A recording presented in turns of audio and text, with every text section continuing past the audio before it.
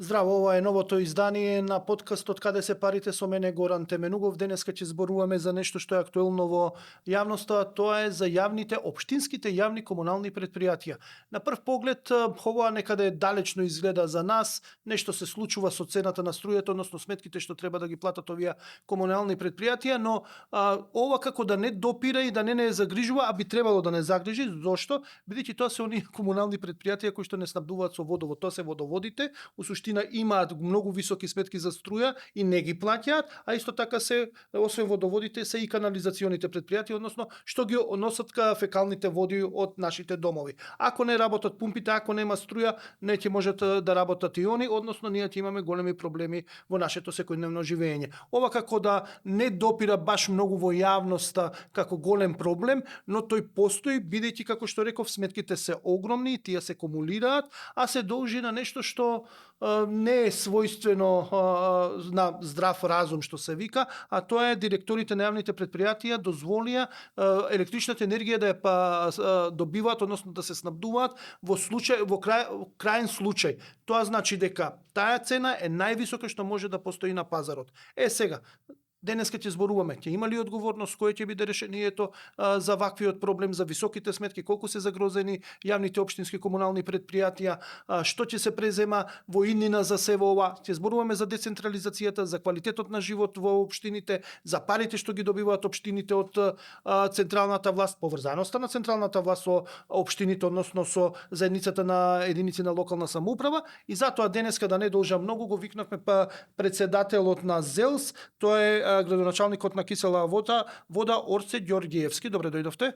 Добро најдов, ви благодарам на поканата и поздрав до вашите гледачи. Значи, ова не е дел од кампањата што ја води за да биде градоначалник на Скопје, ова е буквално проблемски подкаст, но секако ќе го прашаме зошто сака да биде и градоначалник на Скопје, но тоа на крајот од подкастот, бидејќи тоа е сепак секундарна тема, како што реков, најважно ни е она што се случува со општинските комунални предпријатија, но и што се случува со децентрализацијата и со парите во општините. Ајде да не должам веќе многу време гостинот да каже што има да каже. Првин, дали имаме бројка колку јавните општински комунални предпријатија должат за неплатена струја? Па немаме прецизна бројка, но факт е дека долгот на комуналните предпријатија е сериозен. Секаде е различно, не може да генерализираме дека секаде е иста состојбата или дека добра или секаде дека состојбата е лоша. Имате јавни предпријатија кои што во државата полесно се справуваат со предизвиците, имате одредени јавни предпријатија кои што потешко се справуваат со предизвиците, односно има доста од предпријатијата каде што од објективни причини се наоѓаат во состојба во каква што се нашле, а тоа произлегува од долгови кои што ги наследиле во минатото. Вие имате во државата многу од јавните предпријатија кои што затекнале состојба со испразнети буџети, со празни сметки, а од друга страна со долгови енормни кои што се продуцирани од минатото. Како такво гледаат да се справат изминатиот период, секако логистички и со помош на локалната самоуправа. Јас не можам да се сложам во еден дел на првото излагање. Вие споменавте дека не ги плаќаат сметките за струја, ги плаќаат сметките за струја, барем со оние кои што комуницирам, мои колеги, знам дека ревносно се борат да прво нешто што ќе направат на почетокот на месецот да ги подмират тие оние тековни трошоци кои што ги имаме како општини, но за жал има последици од минатото со кои што се уште се справуваме. Вие знаете, минатото е најлесно да се повикувате, не знам, стана мантра, но минатото веќе 4 години при крај мандатот на овие градоначалници и на овие директори што се поставени од овие градоначалници и од овие совети, а тоа е во грото од вашата партија, од ВМРО ДПМН, така што веќе за да се минатото да го се повикуваме, малце не е, според мене, најкоректно, бидејќи минатото е и 2 години од сега, можеме да зборуваме и 3 години, а веќе овие градоначалници работат, но зборуваме сега за нешто што е да се остави во крајен снабдувач да се снабдува, тоа е екстремно многу повисока цена. Што значи тоа? Цената на македонската берза за електрична енергија плюс 40%, и тоа е во последниве неколку години, тоа не е од пред 5 години, 6 години, 7 години, сега зборуваме за нешто што е оставено во моментов се случува и затоа бараат решение од ЗЕЛС и од владата. Видете, Што е решението? Јас не велам за минатото и не говорам за минатото од аспект да се правдам или да правдам некого. Де факто и вашето држи логика кога говорите дека ние сме повеќе од 3 години на власт. Најголем дел од градоначалниците во државата се повеќе од 3 години на власт, но не може да не се спомене и фактот со кој што сме се соочиле на почетокот. Во кисела вода, ја само ќе земам во предвид, стартната моја позиција беше над 3,5 милиона евра долг на општината. Јас не можам да не го споменам тој податок. Или состојбата на блокирана сметка која што имаше Пецаков во Охрид и состојбата на неговите јавни претпријатија. Не може да не го споменеме тоа како податок. Факт е дека работат многу подобро и поефективно од минатото, околу делов кој што вие го споменавте. И тука при тоа не ги споменавме уште два многу клучни фактори во целиот процес. Во минатото данокот кој што го плаќа јавните претпријатија према државата беше 18%. И на тој данок дополнително растеа према таа сума и каматите кои што ги должат на државата. Значи вие ако земете во предвид еве хипотетичка ситуација да едно јавно претпријатие дужи 2 милиона евра према да има долгови, уште 2 милиона евра сигурно се долговите по основ на камати. Така.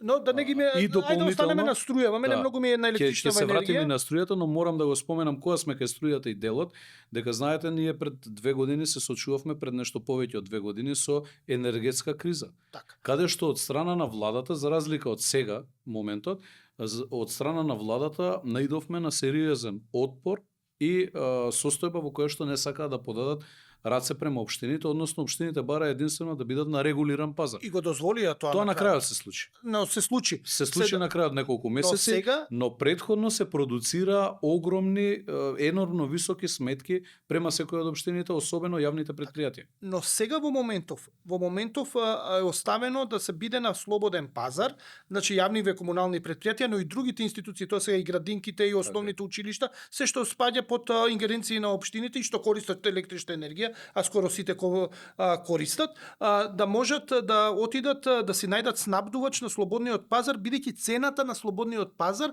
на пример од фирма X е поевтина од крајен случај снабдувањето. Тоа е најскапата струја во моментов. Но не излегуваат веќе еве да речеме една година. И сега малце дојде до дисбаланс на цените, и одма бараат пак на регулиран пазар да бидат, односно на сметка на граѓаните што плаќаат ЕСМ што има 62 евра за мегават час што се плаќа. Не иде тоа така. На крајот од денот што правите вие да ги натерате овие општински претпријатија, но и институции да излезат да си најдат поевтин снабдувач? Јас апсолутно се слагам дека сите треба да излезат на пазарот и да си најдат поевтин снабдувач. И тоа како препорака на последната седница на управен одбор, но и во минатите седници сме го разговарале кога станува збор на оваа тема и како заклучок сме го носеле. Индивидуално секој си ја носи својата одговорност за постапките кои што ги превзема при своето делување или моментот кога има шанса нешто да направи. Ако некој домаќински се однесува, се знае дека тоа ќе биде препознаено од јавноста, ќе биде препознаено од народот и народот ќе продолжи да му верува. Ако некој несовесно работел и не функционирал онака како што треба да ги управува народните пари, а многу е важно да знаете да ги управувате народните пари, верувам дека ќе има реперкусии против него. Ние во четврток односно денес, Така. имаме состанок со министерката за енергетика, почитуваната Божиновска, со која што ќе ги отвориме сите овие теми, сите овие прашања и ќе пробаме да најдеме решение на долг рок. Сите решенија носени во минатото, јас често пати тоа го велам, не мора да се решенија за енергетиката поврзани и тој сектор. Еве нека бидат и градинките, нека биде и основното образование и било која сфера да ја погледнеме од функционирањето на локалната самоуправа, се носени како решенија кои што на краток рок можеби предизвикуваат состојба која што во моментот предизвикува подобра позиција на општината или пак подобра позиција на граѓаните кои што живеат на општината, но се покажало дека се неиздржани и неодржливи на долг рок. Затоа нас ни требаат темелни реформи во секоја сфера. Што ќе направите еве како ЗЕЛС да не доаѓа до вакви случаи каде што ќе бидат оптоварени комуналните предпријатија, но и другите институции. Рековме тука се и градинки и училишта, па и самата општина функционира, користи електрична енергија, има и други институции што се внатре во општините. Што ќе преземете? ЗЕЛС има ограничени капацитети, односно надлежности што може да направи, бидејќи на крајот од денот проблемот овде се сведува дека некој таму директор не сака да се помачи да си ја заврши својата работа. Не си се меша во својата работа. Има ли механизми како да ги натерате да си се мешаат во својата работа? Видете, на оваа тема разговарав јас во неколку наврати со претседателот на владата, со господинот Мицкоски. Де факто има поддршка од негова страна за да излезат односно да бидат на регулиран пазар јавните предпријатија, јавните институции. Тоа ќе треба со министерката да го подетално да го разговараме денеска на текот на нашата средба, на која што ќе биде целиот управен одбор на ЗЕЛС, моите подпредседатели ќе бидат, и не би навлегувал во детали околу сето она што ќе произлезе од таа средба, тоа ќе го знаеме после средбата. За сите што не секако следат, дека има на расположение. регулираниот. Она што го плаќаат граѓаните, 62 евра за мегават час, тоа да биде и за Така е, точно. овие. На крајот на денот, видете, Теменугов, се сведува на услуги према граѓаните. И логички е да бидеме на регулиран пазар. Да, ама сега Тоа што се направило, се крши и законот за енергетика, каде што поентата беше либерализација, но и дополнително се оптоварува ЕСМ, а и регулаторната комисија за енергетика е против вакво решение, бидејќи ЕСМ производството ќе се дополнително ќе се оптовари, а нема субвенции од државата. Вака, имаме две опции. Едната опција е да сите излегуваат со јавна набавка да вршат избор на фирма која што ќе снабдува дали општина, дали јавно предпријатие и така натаму, но тоа мора да биде обврзувачко, за да не се доведеме во состојба во која што, ете, како што споменавте вие, има примери, неславни за жал, неколку кои што како крајен понудувач одат услов да биде, или да биде на регулиран пазар. Тоа се двете опции.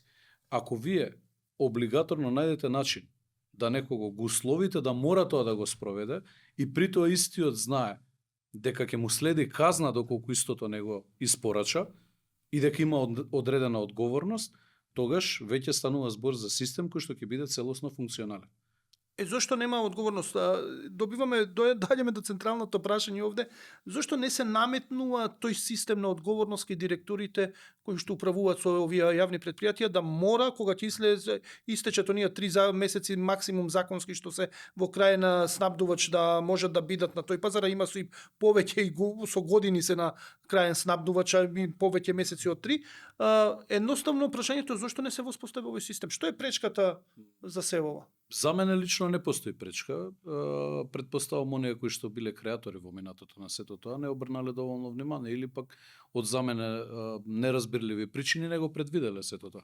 Вие знаете, паралела ќе направам сега, едното со другото не е баш и поврзано, но после толку години во Македонија прв што ја отвори темата за која што дискутираат во моментов и невладин сектор, за која што дискутира Министерство за локална самоуправа и пратеници и така натаму, за отповикување на градоначалник, бев јас и ЗЕЛС како асоциација. Така што многу процеси требало многу порано да се случат во државата. Многу реформи требало да се случат многу порано. Да, но сега Многу години е изгубено време на граѓаните и средства на граѓаните за да дојдеме до состојба сега да ги менуваме работите. Но верувам дека ние како млада генерација сега ќе начнавте политичка тема околу отповикот на градоначалници. Вие сте политиколог, колку што знам. Јас сум социолог, значи, а не сум економист, но социолог кој што работи економија 30 години. Прашањето е како може да се отповика некој кога е избран директно на непосредни избори и неговиот легитимитет си го црпи од гласачите кои гласале за него. Веројатно би требало да има некаков тип на референдум, па после тој референдум, значи да бидејќи сепак легитимитетот произлегува од нас, жителите на Скопје, не произлегува од ниедна друга. Тоа апсолутно се слагам. И често пати истото го говорам. Нас поддршката не ја дава граѓаните и граѓаните не бираат. Но граѓаните немаат механизам како да постапат во случаеви кога нивната доверба е изиграна. И ние имаме такви примери многу да броиме од минатото. Еден од главните мотиви беше состојбите со Даниел Арсовска и состојбата во градот Скопје. Но ако погледнете наназад, што се случувало во сите општини, јас во мојата општина после 30 години воспоставувам систем во кој што конечно ја решавам подземната инфраструктура. Тоа значи да градите во 21. век водоводна и одводна мрежа во населени места кои што се по 2, 3 и 4 километри оддалечени од центарот на градот Скопје. Тоа значи дека некој во минатото со истите ресурси со кои што располагам и јас денес не го направил тоа за кое што граѓаните му ја дале довербата, но немало механизам како тие граѓани да постапат против него кога виделе дека изиграна Еве како ќе вербата се него. повика? Рековме се Има биране различни после. начини, тоа ќе треба да се утврди на крајот. Затоа постапката треба да биде транспарентна, во која што ќе се врши целиот процес, пред се процесот на менување на законот, затоа што тоа не е нешто што треба на брзина да се направи и да се направи на начин како што се правеле многу брзоплети измени на закони години наназад во држава. Ова треба да биде систематско и трајно решение во кое што ќе учествуваат сите, од екс-градоначалници, сегашни градоначалници, Министерство за локална самоуправа, невладиниот сектор, граѓански здруженија, новинарите како неминовни во целиот процес, пратениците и сите пратенички групи треба да се најде. Кое е решено? Еве јас не ми текнува. Еве јас на лично некој што за е- мене. На пример, има импичмент во собрание што може да се поведе против председателот избран и сето тоа.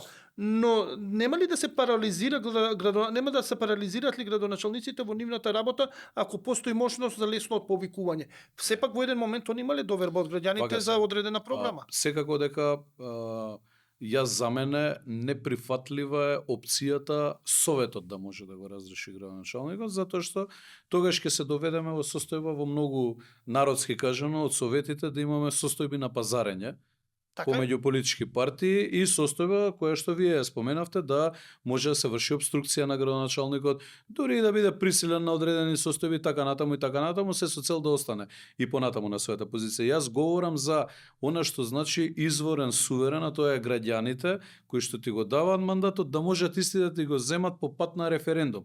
Тоа не може да биде 10% ако тебе те гласале, ево кисела вода јас победив со над 62-3% од вкупно излезените, иако имав 4 контракандидати од гласачите се, мене не може логички со 30% од потписи од граѓаните да ме сменат.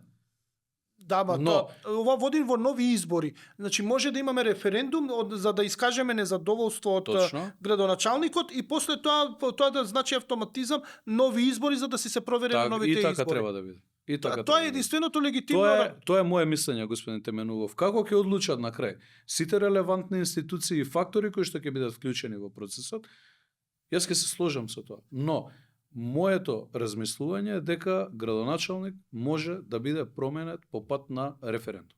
Добро, ќе видиме како се оддалечивме од клучната тема, она што мене ме интересираше за јавните комунални предпријатија. За сите што не следат, не е загрозено нивното функционирање, они добиваат електрична енергија, ќе добиваат и понатаму, ќе купуваат, ќе се трудат да ги платат сметките, но тие сметки се повисоки и наместо да се даваат парите за некои други намени, у суштина одат за плаќање на повисоки сметки, кои што се од поради недомаќинско работење на дел од директорите. Рековте немате сума, секој е различно и сето тоа. Рековте дека ќе се оди на сакате на регулиран пазар. Колку е фер, пак морам да се навратам да се отиде на регулиран пазар. Зошто па да не се биде и за сите останати, па и за компании, па за да биде Дискутабилно е тоа, нели секој си ја гледа својата мака. И она што во моментот го застапува и мислам дека на крајот на денот повторно ќе споменам дека ние сме институции кои што вршат јавно добро. На крајот на денот услугите на јавните предпријатија и услугите на општината се услуги за граѓаните.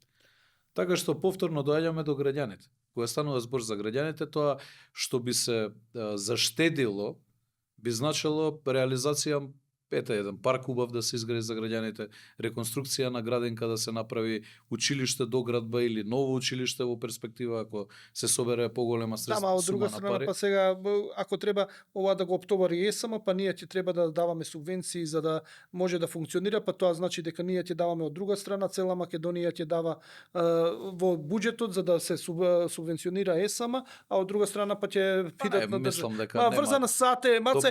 Точно, тоа е да поврзан синџире, но дека ние со ова би предизвикале дополнителни оптеретувања на семејствата, на стопанството и така натаму, не верувам, затоа што државата е доволно моќна за ова да го Така, обезбеди. дали ова е у суштина го користите моментот дека доаѓаат локални избори и сега да побарате вакво нешто од владата и она да ви излезе во пресред, едноставно бидејќи сака да излезе владата да биде добра кон ЗЕЛС и кон општините и да каже дека нешто направила во интерес на претпријатието за да има политички поени пред избори. Не, Бидејќи видете, у суштина вин-вин позиција да ви биде вие да си го добиете тоа што го сакате за вашите општински јавни предпријатија, а владата да испадне добра дека соработува со ЗЕЛС и да овозможи поевтина електрична енергија.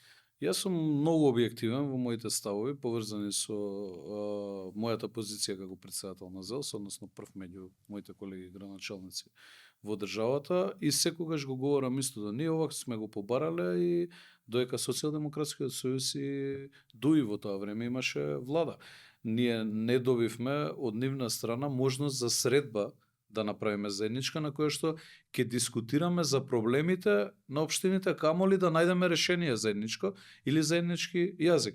По промената на оваа влада, односно по доаѓањето на ВМРО ДПМН на власт начело со председател на владата господин Мицкоски, работите не го говорам ова повторно субјективно, туку реалистички онака како што е фактичка состојба. Работите се драстично променети. Прв показател за тоа беше, замислете 20 и повеќе од 20 години немаше меморандум за соработка подпишано, односно тоа е платформа во која што се содржани целите кон кои што ќе се стремат заеднички да ги остварат владата визави локалните самоуправи. После повеќе од 20 години ние подпишавме со господин Мицкоски меморандум за соработка. Убаво е Тоа е прв сега. показател. Второ, јас повторно ќе кажам, сите овие работи изминатиот период, кои што ги остваруваме со дел од ресорните министерства и претендираме да ги оствариме со дали со владата, дали во преговори со останатите министерства, се позиции непроменети на ЗЕЛС. И тие биле барани во минатото, но за жал немало слух. Влегуваме сега, треба да ја правиме првата пауза за нашите пријатели на подкастов, но ја начнавте веќе темата за поврзаноста на локалната самоуправа со централната власт, тоа треба да бидат разединети, но гледаме дека убаво некако во симбиоза си се живее и некако локалната самоуправа како да се е подредена под централната власт и дека зависи финансиски, пред се финансиски. Ќе зборуваме за финансиската зависност и колку е тоа често и големо и добро и лошо за во Македонија, но први да ја направиме првата пауза.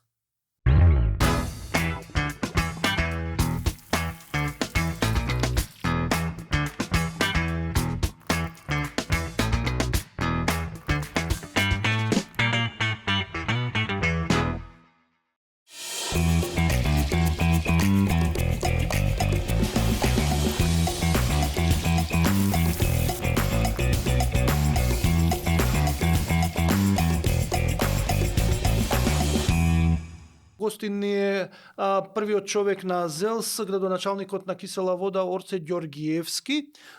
Зборувавме за долговите и односно за високите сметки за електрична енергија на општинските јавни комунални предпријатија. Тоа се пред се водоводите и канализационите предпријатија кои што ни овозможуваат да имаме вода дома за пиење, но и да фекалната канализација да ја одведат од нашите домови. И ова е многу важно прашање, според мене и многу економски важно прашање.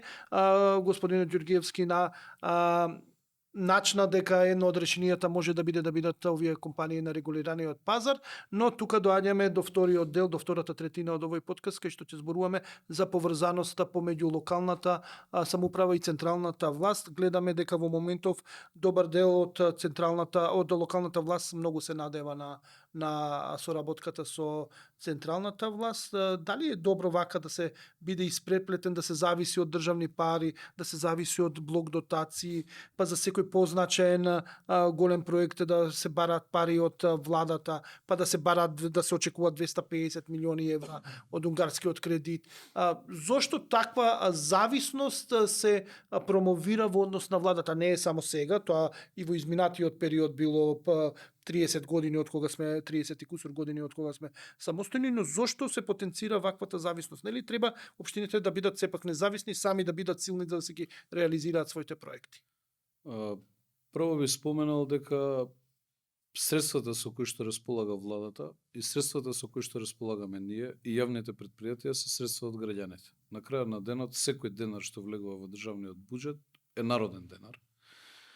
Факт е дека системот создаван со години и законот за локална самоуправа, особено во делот кога е правена децентрализацијата, се обрнало внимание во многу сфери да се направи децентрализација, но затаел процесот кај фискалната децентрализација, односно нам не се предадени надлежности, но не ни се предадени доволно средства за да ги покриеме тие надлежности.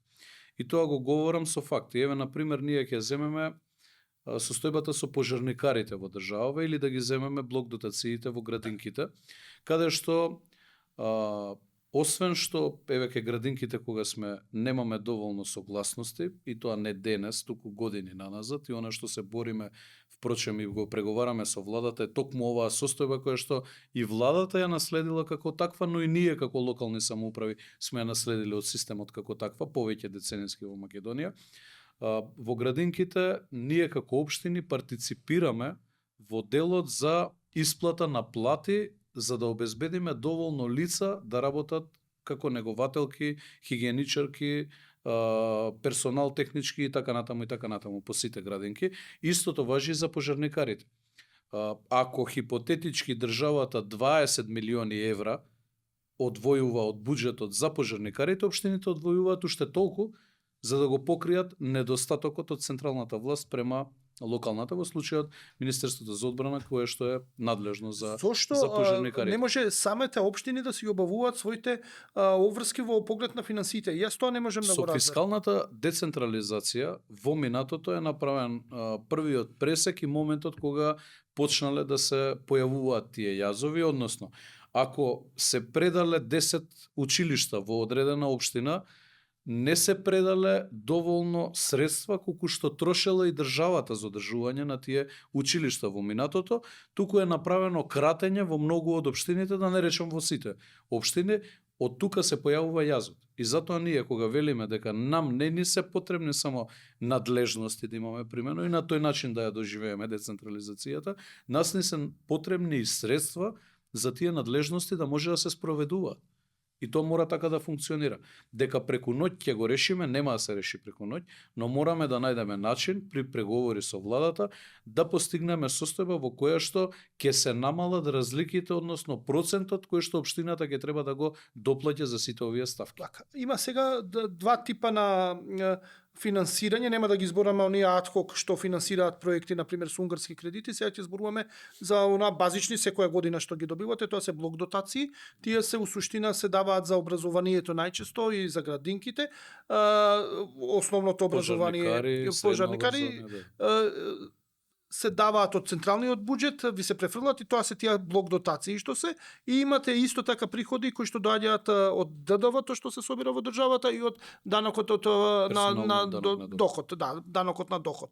Тоа го добивате, колку што знам, не блок дотациите не се многу големи, според податоците некаде сега ви објаснив за блок дотациите. Така? Не е проблем што не се големи или не се мали. Така, туку проблем е што јас што има, добиваме пример во кисела вода за една градинка, така? Требаат 800.000 евра. Така. Ние добиваме 600.000 евра. Тие 200.000 евра остатокот треба да ги најдете. Ги надополнуваме, но тоа се за функционалност и покривање на плати. А каде ви се останатите инвестиции? Така. Треба прозорци да смените, Така е, подот да го уредите, 97% креветчиња од блок дотациите, колку што знам, се користат завршуваат за плати. за плати. Тоа е изнесено и во овој подкаст, но доаѓаме до ние две давачки што треба, тоа е од ДДВ-то и тоа се 6% од на годишно ниво што ќе се соберат во државата од ДДВ и од на доход, данокот на доход по 6%. Доволно ли е тоа? Тоа ли е целта на фискалната децентрализација? Ова некако малце изгледа или треба повеќе да биде или доволно е? Видете, ако направите вие споредба, не мора со европски развиените земји и нивните општини. Еве направете споредба со земјите од регионот и општините. Во голем дел од нив персоналниот данок на доход е некаде 30, 40, 80, 70%, некаде и 100%. Мислам дека во Хрватска во општините не ме држите за збор, но мислам дека таму 100% од персоналниот данок на доход се слева директно кај општините. Кај нас е, како што споменавте, 6%. Ние се бориме и во преговорите тоа го имаме во нашиот меморандум кој што го имаме подпишано со владата и со новиот претседател на владата, бараме зголемување на тој процент на најмалку 30%. Мислиме дека тоа е остварливо, мислиме дека тоа е добро и на тој начин ќе произведеме самоодржливи општини. Јас повторно ќе кажам, ова се преговори. И ова се состојби кои што не се решаваат преку ноќ. Самиот начин на кој што државата 250 милиони помага за реализирање на капитални инвестиции во општините. Да не ги мешаме сега Да не ги мешаме, но и тоа е државна помош. Не, државна помош е, не тоа сакам се да ја мешам кои што директно влегуваат работите. Збориме за базично буџет. финансирање. Зборуваме за базично финансирање. Базичното финансирање треба да се промени. Јас ви споменав. Така. Најмалку 30% треба да биде, со тоа што дополнително начинот на собирање на даноци ние бараме да се промени, односно систем нов да се воспостави во кој што ќе има директна поврзаност со катастарот и со управата за јавни приходи, за да има навремени податоци до секоја од општините, за да може правилна репроценка на данок на имот да се прави на годишно ниво. Изворниот данок. Ние имаме општини каде што така. состојбата е таква да по 15 години, можеби и повеќе, не се направени репроценки на данокот на имот. Значи се задржиме, ајде да се вратиме на ДДВ-то и на од доходот, значи персоналецот. Рековте до 30%. Колку е со ова се остварливо? Први да се откаже владата од толку голем процент на приходи што ги има во буџетот и да ги доведе на општините и општините да станат прилично финансиски помотни и помалку зависни од централната власт, бидејќи гледаме дека ниту една централна власт не сака да се откаже од влијанието врз локалната власт, финансиското влијание. Првин тоа ми е прашањето. Кога би очекувале, дали би некоја влада би се согласила, и второто прашање што исто така ме интересира, едноставно овие пари дали би биле добро искористени, бидејќи гледаме недомаќинско работење на поголем дел од општините, не се баш некои домаќини во општините со располагање на државните средства. Во однос на првото прашање ваше, јас не можам прецизно да кажам. Очекувањата се мои утре да се случи тоа. Добро. И желбата моја, но и на сите мои колеги. Јас пак ќе ви кажам, имаме сериозно придвижување на работите во однос на комуникација влада визави општини, односно ЗЕЛС, што не било случај во минатото.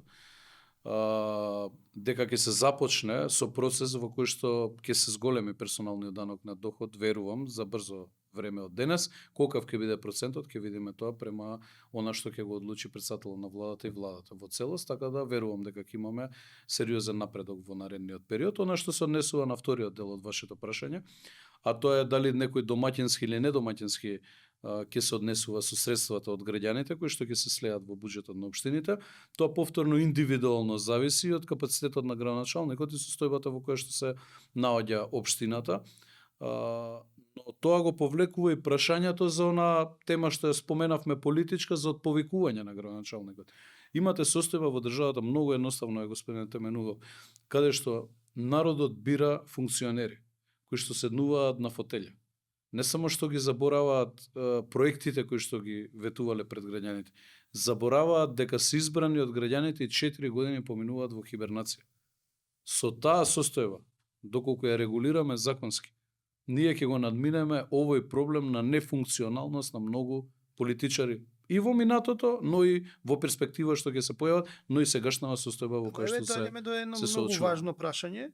А, ДДВ-то да се нека биде 30% и персоналецот 30%, тоа е сериозна сума. Сега да не ги вада математиките од Не, буџетот. ние бараме колку е. персоналниот данок на доход Така. да биде 30% Добро. минимум, а ДДВ-то не очекуваме да биде 30%, значи некаде до 10 сметаме дека е До 10 сметате. дека Добро, да го рачистиме солидна тоа бројка, до ова. да. Но еве 10% од ДДВ и 30% од персоналецот, имаме општини каде што нити имаме потрошувачка, нити имаме персоналец што се плаќа, бидејќи се нема население. У суштина, лоша ни е малце територијалната поделба, имаме нефункционални, неодржливи, не нефункционални, неодржливи општини. Повторно богатите, односно тие што имаат население ќе добијат многу, повторно оние што немаат население нема да добијат ништо, како што се и со унгарските кредити 250 милиони, врз основа на население колку има што влијание, секој си доби, поголемите си добија многу повеќе од малите. Прашањето ми е, дали ова е оддржливо нашата локална самоуправа, ваква како што е, и економски, и функционално, и едноставно дали е време за вистински реформи на локалната самоуправа? Па дека верувам дека би се случиле за брзо реформи во тој дел, нова територијална, не верувам искрено во истото. За жал многу и од процесите во нашата држава, но и генерално секаде во светот зависат и од политиките. Така да не верувам дека е добро од аспект политички да се пристапи кон Али сметате ли некоја дека нова. треба да Но дека треба и дека се направени сериозни промашувања во моментите кога се правела територијалната поделба во 2005 година, се направиле и дека сето тоа е правено од канцеларија, помеѓу неколку души се гледа дека е направено на таков начин. Јас многу добро соработувам и со моите колеги кои што доаѓаат од малите општини. Ја би ги спомнал Василево, Босилово, Ново село, би го споменал колегата Стефче од Сопиште, колегата Коста од Зелениково и да не ги набројувам, колегата од Липково, даваат се од себе. Дали колку е реално Но тоа толку да се средствата. Толку се средствата. Имаме ние проблеми што дополнително се празнат тие помали населени места. Генерално во државата се сконцентрира во главниот град, во однос на миграцијата, кои што од внатрешноста доаѓаат во главниот град и надвор од државата. Така што на долг рок ние за жал и оние мали општини ќе се претворат во општини каде што ќе има уште помал број на жители во истите и не знам колку ќе биде во прашање и доведена и функционалноста нивна во перспектива, затоа што тие и сега се соочуваат со проблеми во состојба во која што имаат по 3, 4, 5.000 жители, таа бројка постојано опаѓа. И тоа е тренд, тоа не е поради политиките денес, политиките вчера или политиките од пред 3 години. Факт е дека последниве неколку години миграцијата е зголемена, но тоа е тренд во државата и се случува за жал години наназад. Ние треба да работиме на систематски решенија кои што ќе ги спречуваат овие процеси. Систематски решенија кои што ќе ги развиваат и руралните средини во државата. Да, но нема капацитети. И сега доаѓаме до едно клучното прашање го кажа за овој втори дел, а тоа е дали централната власт, не само оваа, и претходните, сите централни власти, без разлика кој е на власт, мислам дека е заедничко НЗС за сите, да сакаат некако да ја држат по подчинета локалната власт, односно да биде зависна со парите локалната власт во однос на централната, за да може да влијае. И затоа толку е грчевита борбата за да се победи на локални избори, бидејќи локалните избори даваат база за идните парламентарни избори и председателски, но од друга страна владите се поставуваат да ги контролираат општините со пари и у суштина да диктираат зависност. Па мислам дека во минатото имало политичари кои што на таков начин размислувале и делувале своевремено. Христијан лично го познавам, премиерот на владата, различен е неговиот концепт за разлика од минатото и потребно е времето да си го покаже тоа. Прв показател вие, ако се сеќавате и направиме паралела, еве во минатото проектот ТАВ кој што го спроведуваше владата на Социјалдемократскиот сојуз, каде што целосно беше се централизирано во владата. Сега средствата стигаат до општините, општините самите се ги водат постапките, самите се ги реализираат проектите, што значи тоа ви е првиот показател дека некој размислува за Добро, повисок степен за децентрализација. За ТАП исто така одлуката да се пренасочат парите кон општините не те беше на претходната власт на СДСМ. Па затоа ја правам паралелата. Состојбата при реализација на проектот од ТАФ, каде што владата одлучи која општина колку средства да земе.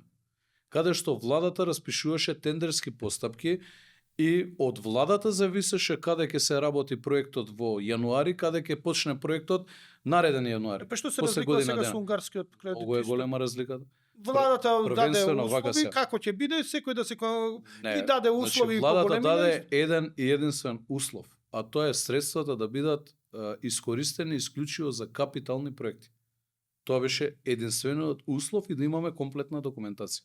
Ниту го обврза некој градоначалник каков треба да биде типот на проектот и дали некој може или не може да се реализира, ниту пак владата одлучи кој градоначалник, односно која општина колку средства ќе земе, туку тоа оди по клjuč, по формула во која што не можете некого да го фаворизирате на сметка на некој што ќе му одземете средства, како што беше случај во минатото, и еве земете, направете анализа во минатото на кој начин тоа се вршело при проектот на ТАФ и на крајот на денот општините си ги водат самите постапките. Така, некаде на 37-38 минута од подкастов доаѓаме можеби до најглавното прашање што ја измачува македонската економија и македонската политика во овие 30 и кусур години од самостојноста, осамостојувањето, значи не е проблем да се изгради нешто, ќе обезбедите со 250 милиона, ќе направите градинки, училишта, ќе направите што сакате, но доаѓаме до моментот кој ќе работи таму, како ќе бидат платени тие луѓе, како тоа ќе се одржува, како ќе се поправа, како ќе биде функционално на подолг рок и одржливо, а зборуваме дека се оди преку блок дотации, кај што се скинало при децентрализацијата, односно при носењето на законите, се скинало од сите општини на тие потреби што се скинале пари и доаѓаме до моментот вие ќе изградите нови градинки, ќе изградите нови капитални инвестиции, како ќе финансирате вработените? Од каде пари кога гледаме дека се ограничени со 6% на сето тоа? Не доаѓаме до моментот на нефункционалност. Тука доаѓаме до решението Кој е дека треба решението? при преговорите во наредниот период да се изнајде модус на кој што колку се трошоците на институцијата, која што е децентрализирана од страна на централната власт према општините, дали училиште, дали е градинка, дали е пожарна. Токав треба да биде и обемот на средствата кои што ќе се слеат преку блок дотации. Ние би биле најзадоволни како градоначалници да имаме нула состојба, односно надвор од блок дотациите да користиме единствено средства како општини за модернизација на тие објекти, за подобри услови креирање таму, за подобра опрема и така натаму. Значи, она за што се бориме, најпрво да дојдеме на нула, односно општините да немаат дополнителни средства кои што ги инвестираат во тие институции преку блок дотациите кои што недостасуваат, а се со цел да се подмират основните обврски кои што ги има таа институција. Колку е ова реално? Многу реално е да се оствари. Треба да се има само единствено политичка волја. Добро. Дека се може да се оствари преку ноќ. Теменугов не може. Не може, но Ако се збориме за пари. остварувало, ќе Ова се е каде остварило. се парите, Да. доаѓаме затоа реков круцијално. Јас мислам дека Во моментов се на блок дотации само одиме малце само да ја најдам податокот некаде околу 300 и нешто милиона евра за општините. Тоа варира, се зголемуваат од година во година. Имате ли пресметка, еве викате дека ќе се реши проблемот? Колку треба да бидете околу на нула? 30% недостасуваат од базичните блок дотации кои што Значи, ги ако се примаме. сега 300 милиони, 30-300 и нешто милиони, треба некаде околу 400 милиони евра на годишно ниво, значи уште 100 милиона да се додадат за да бидете на нула. Да, но сега имаме состојба, јас повторно ги кажам, каде што владата ни овозможува финансирање на капитални проекти, нас како општини, секој градоначалник кој што води општина и кој што рационално размислува и домаќински го третира буџетот, остатокот од средствата, односно сопствените средства, може да ги насочи кон амортизирање на состојбите од минатото, односно доведување во состојба во која што општините сами ќе може голем дел од долговите кои што со години се наталожени да се ги покријат во наредниот период. Еве, Сериозна инвестиција, еве јас во Кисела вода конкретно оваа година добивам некаде околу 8 милиони евра средства од владата кои што ќе се слеат во нашиот буџет за реализација на капитални Од унгарскиот кредит ето. да, и инвестиции. Дел од тие проекти сум ги планирал од сопствен буџет да ги реализирам во минатото. Средствата кои што сега се планирани, а ќе бидат покриени од страна на владата, сега ќе можам јас да ги планирам како заштеди на општината и да ги насочам за средување на многу од состојбите кои што сум ги затекнал, а немало начин и можност во минатото да бидат средувања. Еве, уште да појасниме за сите што не следат, зошто зборувам дека јас сум скептик дали ќе се зголемат да бидете на нула со блок дотациите. Еве, во 2025 351 милион евра треба да се бидат блок дотациите за сите општини, значи во Македонија. 2024 било 372 милиона, малце е намалено, но сепак се големи. Тоа значи еве со 350 милиона, а 30% е околу 120 милиона, помалку од 120 милиона, тоа значи некаде 470 милиона евра ќе треба од буџетот да се даваат, на пример, годинава или наредната година да бидете на нула на компир што се вика, но верувате дека ќе се најдат тие пари за Дека наеднаш ќе се најде решение, односно ќе биде надминат јазот повеќе деценijски, не верувам. Јас сум искрен и секогаш го говорам она што го мислам јас. Но дека постепено има начин да се надмине јазот, по одреден процент секоја година покачување, има начин. Дека државата има доволно средства, има. Јас честно е пред граѓаните да споменам уште еден податок, кој што не го споменав во првиот дел. Како фактори кои што влијаеле за лошите состојби во јавните претпријатија, не го споменав моментот дека ние треба честно да кажеме дека има многу јавни претпријатија кои што се превработени. И треба да размислуваме во перспектива за преквалификација. Јас не сум на никого да му се земе лебот, но треба да се направи преквалификација. На сметка некаде каде што е превработено, но во одредени институции и други вие имате недостаток на кадар кој што треба да се преквалификува. Сега, само да напоменеме, бидејќи многу ги сакам бројките, веројатно знаете дека сакам бројки кога се подготвувавте за да дојдете. Ви беше кажано дека сакам бројки да обработувам. 470 милиона би требало за да бидете на нула со блок дотациите, но тоа е при моментална состојба за да бидете на нула. Но вие кога ќе влезете сега со инвестиции од 250 милиона на ниво на цела држава, кај што ќе се градат градинки, училишта и сето тоа се нови објекти, нови вработени, најчесто тоа се нови капацитети со нови вработени, веројатно ќе се зголеми оваа, ќе има потреба од драстично зголемување на оваа бројка. Нормално тоа би се направило према состојбата во која што се Но наоѓа тековната година. ова веќе доаѓаме до дополнително оптоварување на веќе така растегнатиот буџет. Колку е реално вашата надеж дека ќе дојдете на нула во догледно време? Не рековме преку ноќ, но во догледно време. Па, сериозно верувам во тоа дека може да се случи. Ако добро се проектира, добро се испланира, секој еден денар од граѓаните, дали станува збор за при проекции на државен буџет, дали станува збор на локален буџет при проекција, ако добро ги испланирате работите, мислам дека се изводливо и остварливо и при тоа се земе во предвид дека се она што представува нерационално трошење на средствата, на парите од граѓаните, доколку се тргне настрана, мислам дека можеме да дојдеме за брзо до ваква состојба.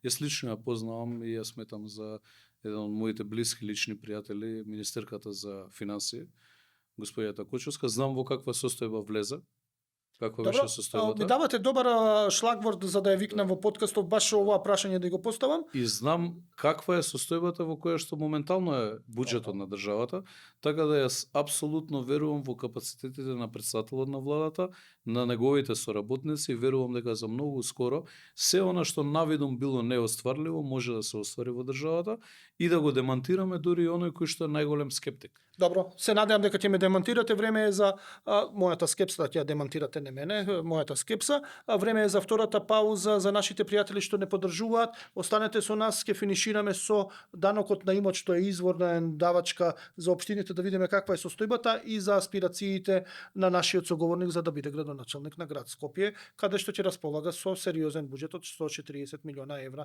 на годишно ниво. Така останете и гледајте ни после паузата.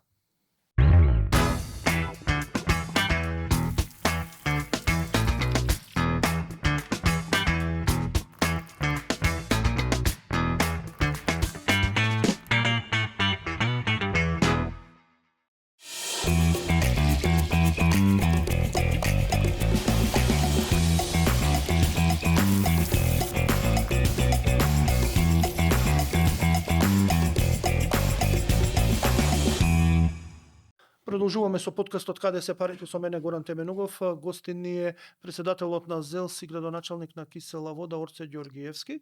Зборувавме за многу работи, пред се за економијата и за финансиите на општините и изрази голем оптимизам дека ќе се реши најгорливото прашање, а тоа да блок дотациите што се даваат од државата ќе ги сервисираат сите обврски што произлегуваат од блок дотациите, односно за кои што се наменети, и дека во догледно време ова ќе биде, општините ќе бидат на нула, односно нема да имаат потреба од своите сопствени средства да дотираат за обврските што произлегуваат од образованието или од градинките или од сео до што покрива блок дотациите. Тоа е големо оптимистичко верување.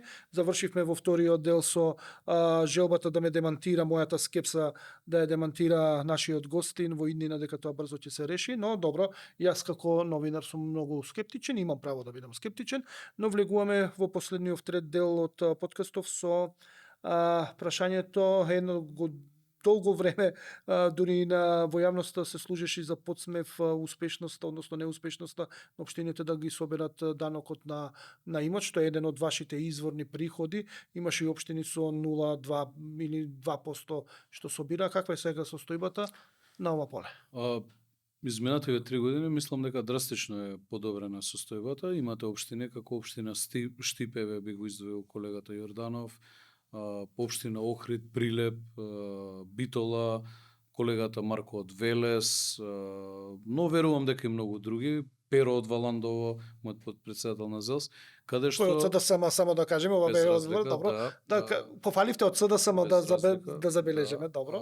Мислам дека доста ревносно се работат својата работа, максимално посветено, и процентот на наплата на даноците е близу 100% во овие општини кои што ги споменав, а сигурно има и многу други општини. Имаме ние друг проблем во однос на даноците и го споменав тоа, мислам дека во првиот дел од денешното гостување кај вас во емисија, а тоа е нередовното правење на репроценка на данокот на имот. Имате состојби во Скопје и во многу други општини каде што при репроценка евентуална на данок на имот, ние ќе дојдеме до состојба да дупло се собира од сумата која што се собира моментално за данок на имот. И таква состојба имаше во Кавадарци, ке колегата Јанчев, во првата година, мислам дека од неговиот мандат, каде што близу 2 милиона евра плюс собира општината по однос на даноците на имот, откако беше направена репроценка на данокот. Она што го разговаравме со председателот на владата, но и со директорот Живковски на Катастар во Македонија, но и со директорката на Управа за јавни приходи, да направиме нов систем на кој што бесплатно општините ќе ги добиваат податоците и од Управата за јавни приходи, ќе се вкрстуваат практично, но и од Катастарот во Република Македонија, без при тоа општината да плаќа за сето тоа, како што е во моментов состојбата која што имаме, и поради тоа не се одлучуваат општините да направат репроценка, односно да ги добиваат податоците. При новата репроценка јас мислам дека дополнително општините ќе имаат огромен број средства кои што на годишно ниво ќе ги собираат. Че општините плаќаат да добијат податоци кои би требало да бидат во суштина јавни и ќе им помогнат нив да си ја вршат да се направи правилна репроценка. Да. И директорот на Катастар, господин Живковски, беше фрапиран од оваа состојба која што ја затекна и тој од минатото, од претходниците. Да, знам дека чудно звучи, има многу небулози. Добро, мене ова ми е нова информација, веројатно во јавноста била лиферувана, ама не сум ја забележал, веројатно си извидувам на сите. Повеќе од 2 години барав и од екс-директорот на Катастар да разговараме на оваа тема и да биде ја не сум ја забележал, не сум ми посветил внимание, но и изненадување. Ни се наближува моментот за крај на подкастов, но имам две многу важни теми што сакам, а тоа е отпадот. Многу сакам да го работам и регионалните депонии, и секако морам да ве потпрашам за град Скопје, бидејќи сте кандидат, сакате да бидете кандидат на вашата партија за да истрчате на овие локални избори за град Скопје. Ајде да ги поминеме за отпад. Регионално, вие сте председател на ЗЕЛС. Голем проблем имаме со отпадот во државава, имаме лошо начин на управување со отпадот. процесот, немаме селектирање и се потекнува од тоа што не можеме да почнеме од базата, а тоа е отварање на тие фамозни регионални депонии преку кои што постоја ќе се гради новиот систем на селектирање на отпад и новиот систем на плаќање на ѓубретарината. Кога ќе почнеме реално да гледаме дека некои проблеми се надминуваат, бидејќи овде типичен проблем помеѓу самите општини, не е овде веќе централната власт во прашање. Па во Скопје е регулиран тој процес многу одамна со Добро, тоа е Дрисла, со Дрисла, и тоа е единствената легитимна кое што треба да се надгради во перспектива. Односно, мојата замисла е од биогориво да се произведува од Дрисла за загревање на домаќинствата во околината, особено делот Драчево, Студеничани, Батинци до Пинтија делот и Долно Лисиче дел. Што се однесува на регионалните депонии, тоа мора да се спроведе во перспектива, но истите треба да бидат еколошки и во состојба во која што нема да го загрозуваат здравието пред се на граѓаните кои што флуктурираат да збориме, што бидејќи што ви изборат градоначалниците, зошто не дозволуваат? Најчесто каде што треба да биде регионалната депонија се даваат отпор тоа да се реализира. Па Како не најчесто можете тоа да се се договорите? случува, господине Теменугов, видете. Нам не треба стратегија за многу проекти. Не може Ова е ние базично. Не може ние нашите погледи во перспектива и проекти во перспектива и развитокот на едно цело општество, регион, држава, општина, макар и населено место, да го базираме на чувствата на тројца, четворица или петмина. Ние треба да работиме систематски во целиве овие процеси. Значи, некој направил анализа на кои подрачја во државата треба да има регионални депонии. Така? Така е. И мора тоа да се имплементира. Ама еве зошто? Еве, јас сум од Драчево. Во непосредна близина на Драчево е Дрисла. Најзагрозени таму се граѓаните од Драчево, Батинци и Студеничани. И затоа размислувам во перспектива тоа да се реши, а од тоа придобивка да имаат граѓаните. Истото треба да се направи и да се објасни добро во населените места, во близината каде што е предвидено отварање на нови регионални депонии. Многу едноставен процес, но при тоа во целите процеси не треба да се меша политиката. Ма 25 години едноставни процеси не можеме да ги затвориме. Тоа се должи на капацитетот на поединци кои што треба да го имплементираат тоа. Кога се во опозиција критикуваат отварање на депонијата, кога се на власт се залагаат, опозицијата не дава, па обратно кога ќе се смени, се менуваат на секој 4 или 8 години и вака карма караше. Не ми јасно, што ќе направите, еве Зелс, што да ги седне и да ги реши депониите?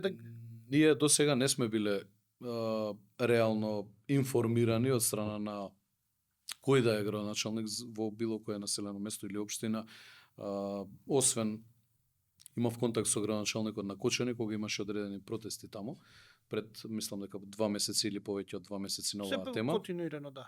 Го прашав господинот Папазов дали треба интервенција, да седнеме да разговараме, ми кажа дека веќе има комуникација со ресорното министерство и дека доколку има потреба ќе не вклучи како Зелс во процесот, така што ние сме отворени за соработка и еве апелираме јавно преку вашава емисија да оние наши колеги каде што е предвидено такво нешто и треба да се имплементира во перспектива, да земат во предвид дека може Зелс да влезе во целиот процес и да помогне во процесот. Проблемот кај нас во суштина се јавува, јас често пати тоа го говорам, во недоволната транспарентност при носење на одлуки и спроведување на одредени процеси. Ако се е транспарентно, јавно обзнанено, ако граѓанинот знае што се предвидува и ја знае при тоа и предвидливоста ја има за надолг рок за своето населено место, нема да има реакција од никого. Ако тоа не е нешто што го загрозува здравието.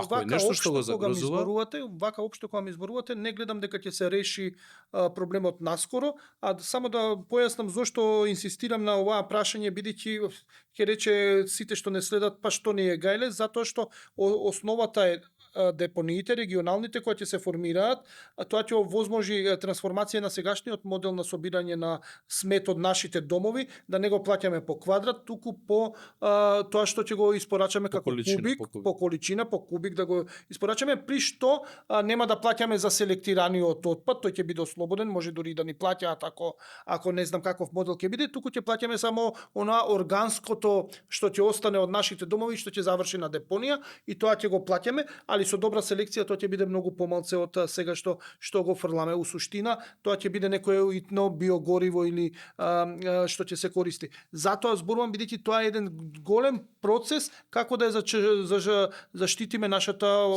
животна средина. Ако почнува од депониите, затоа инсистирам на оваа прашање, но можам дали можам да заклучам дека далеку сме од реализација на било кој од овие проекти во овој момент. За во Скопје поблиску сме од што мислиме.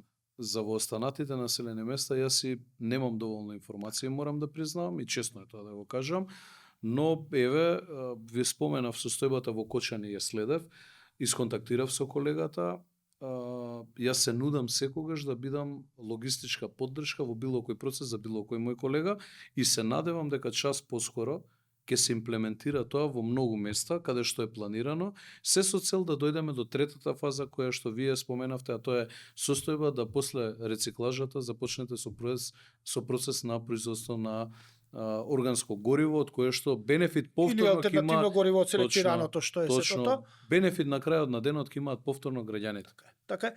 Но ова гледам дека далеку е, но јас ја сакам темава бидејќи мислам дека е многу важна за нашата животна средина. Сега доаѓаме до последниот дел од овој подкаст, невообичаено за големите партии, меѓу кои и ВМРО ДПМН е толку рано и толку многу кандидати да се надпреваруваат за позицијата иден градоначалник на Скопје, значи да бидете кандидат на партијата, па ќе видиме на избори кој ќе победи, иако анкетите нели она што го кажува лидерот на партијата се на ваша страна како партија, но генерално невообичаено е ваков надпревар. Дали ова е она една добра финта да ве окуражи раководството на партијата да се кандидирате и да ви врши притисок за да работите многу повеќе од што работите, не дека не работите, за да не се почувства навредена министерката како министер за финансии како минатиот пат кога го кажав, го поставив ова прашање, но едноставно да ве мотивира да место 100% додавате и 120% за да испорачате резултати пред локалните избори. Не би рекол дека станува збор за тоа. Зашто? Затоа што еве ако земете хронолошки наназад, ако ја пратите мојата работа, јас сум 3 години и некој месец, јас често пати од новинарите, тој го споменав во една од изјавите мои кога бев прашан, мислам дека од вас, јас често пати сум прашуван од многу новинари, мои соработници, да не има избори, а да не сме известени за истото, затоа што практично јас и мојот тим немаме запрено од почетокот на мандатот, затоа што сметам дека тоа го должам на граѓаните. Пред се, мојата водилка во целиот процес е да оставам резултати за себе, да има по што да ме паметат и да ја оправдам довербата на подадената рака од граѓаните, затоа што вие, еве конкретно кај мене, 5 кандидати да бидете, 4 наспроти мене, и да победите апсолутно во првиот круг, тоа значи сериозна доверба дадена од граѓаните, но и сериозна одговорност. Најмалку што можам да направам за оние кои што ми ја дале довербата е да го дадам максимумот од себе до последен атом и јас и мојот тим. Така што, иако земете во предвид вие многу градоначалници, еве ќе земеме Даре од Бутел, Дарко Костовски. Он нема аспирации за кандидат за градоначалник на градот Скопје, но според мене е еден од најдобрите градоначалници во државата, исто така. Иван Јорданов од Штип не е сопрен со работа, Кирил Пецаков од Охрид. Да не ми замерат останатите колеги, феноменална генерација на градоначалници, јас мислам дека сите сме генерацијски блиски. Се познаваме многу одамна сите како тим, кој што од младинската во најголем дел сме работеле како соработници уште од наши 14-15 години, така што мислам дека ВМРО ДПМН председател Мицкоски на минатите локални избори извади доста спремни кандидати кои што се покажаа како многу успешни градоначалници со сериозен степен на реализација на програмите своји.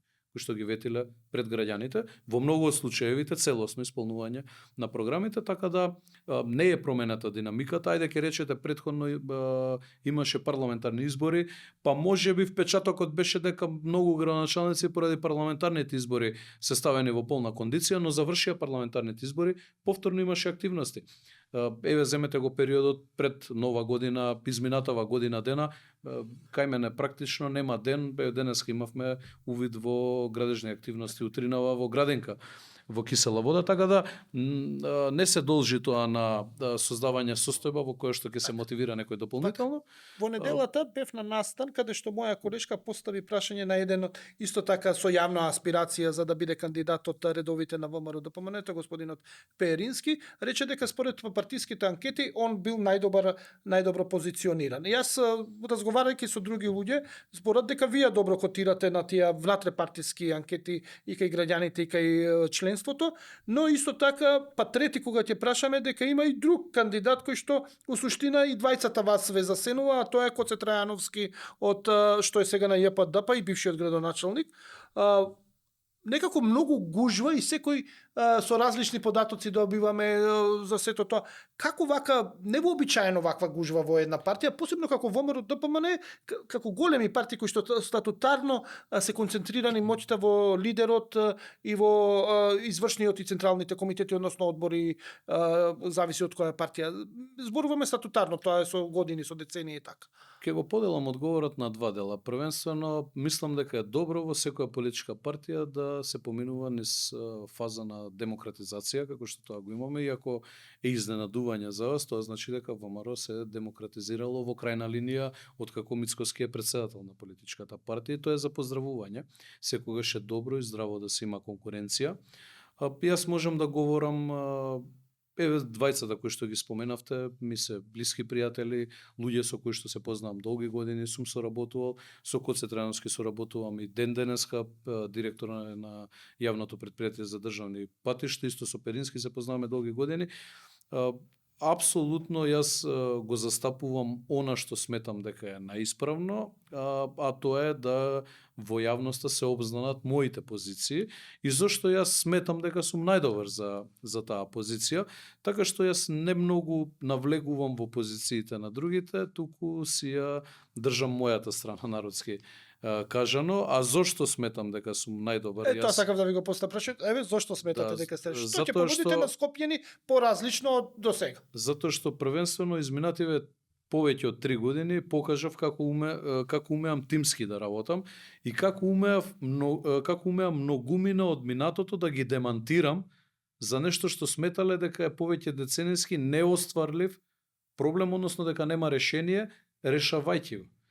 Така имаме состојба во Кисела Вода, морам да го споменам тоа, каде што од нерешена целосно патна инфраструктура над 80, близу 90% од улиците се целосно реконструирани. Имаме 2 нови пазари, имаме 9 објекти, дали се тоа нови градинки, доградби и така натаму, кои што се изградени изминативе 3 години и 2 месеци. Училишта кои што се доградени, спортски објекти и комплекси нови направени на територија на општината. Во минатото беше незамисливо за викенд во Кисела Вода детето да го прошетате затоа што паркови немаше во Кисела Вода. Мораше да одите во соседни општини, дали аеродром, дали во градскиот парк или било каде.